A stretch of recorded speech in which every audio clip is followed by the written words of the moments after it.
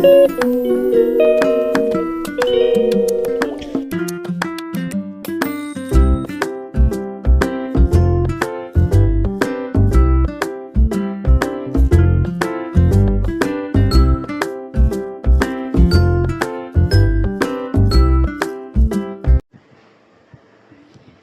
बच्चा पार्टी। अब ना मैं सोच रही हूँ कि शॉर्ट वीडियोस में ना आपको शॉर्ट ज़्यादा आधा घंटा 1 घंटा की नहीं करेंगे, 5-6 मिनट या ज़्यादा से ज़्यादा 10-15 मिनट भी अगर लगता है ना तो एक टॉपिक को फिनिश कर देंगे। बहुत ज़्यादा फिर ना मैं ही इनफैक्ट चीज़ों को बहुत ज़्यादा डिले कर देती हूँ, so sorry for that. But अगर कोई बैकग्राउंड नॉइज़ आ रही है तो उसके लिए मुझे माफ़ कर देना। बाकी चलो, सबसे पहले इसको स्टार्ट करने से पहले हम जान लेते हैं कि एक मिनट रुकना।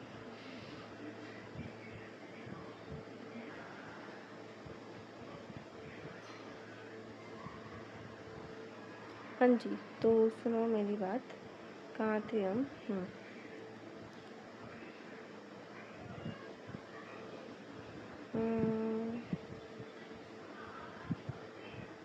ठीक है, देखो, अगर ना मैं बात कर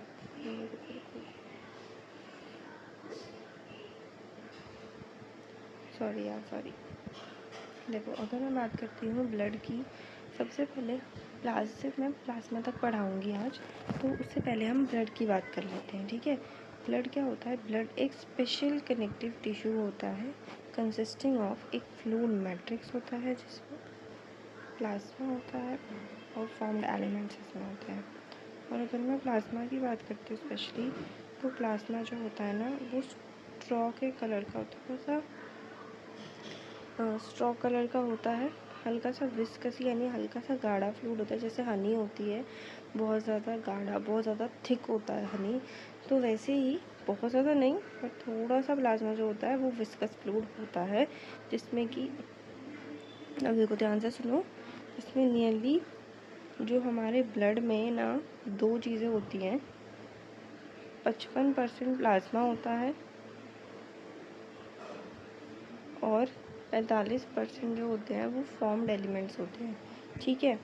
तो ये चीज़ तो भाई बहुत अच्छे से ध्यान रखनी है कि हमारे इसमें 55% जो है वो प्लाज्मा है और 45% जो है वो फॉर्म्ड एलिमेंट्स हैं, ठीक है।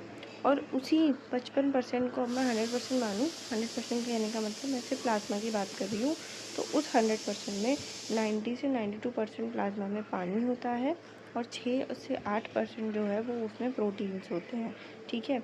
बाकी अगर मैं बात करूँ तो उसमें मेजर प्रोटीन्स 3 होते हैं, फिब्रिनोजन, ग्लोबुलिन्स और एल्बुमिन। बहुत ईजिली याद हो जाएगा, फिब्रिनोजन देख के याद हो जाता है कि वो क्लॉटिंग के लिए होता है।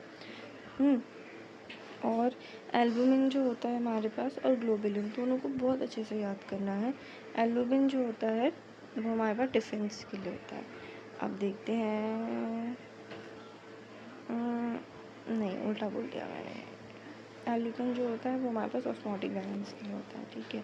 तो हमारे पास जो फिब्रिनोजन होता है वो क्लॉटिंग के लिए और कोगुलेशन ऑफ ब्लड के लिए होता है, और जो ग्लोबुलिन्स होते हैं हमारे पास प्राइमरीली वो क्या होते हैं, डिफेंस मैकेनिज्म में इन्वॉल्व होते हैं बॉडी के।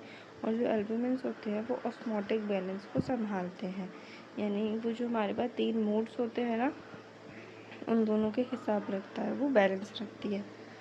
फिर प्लाज्मा में कुछ स्मॉल अमाउंट्स में कुछ मिनरल्स ही प्रेजेंट रहते हैं, जैसे कि सोडियम, कैल्शियम, मैग्नीशियम, बाइकार्बोनेट और क्लोराइड एंड एक्सेट्रा।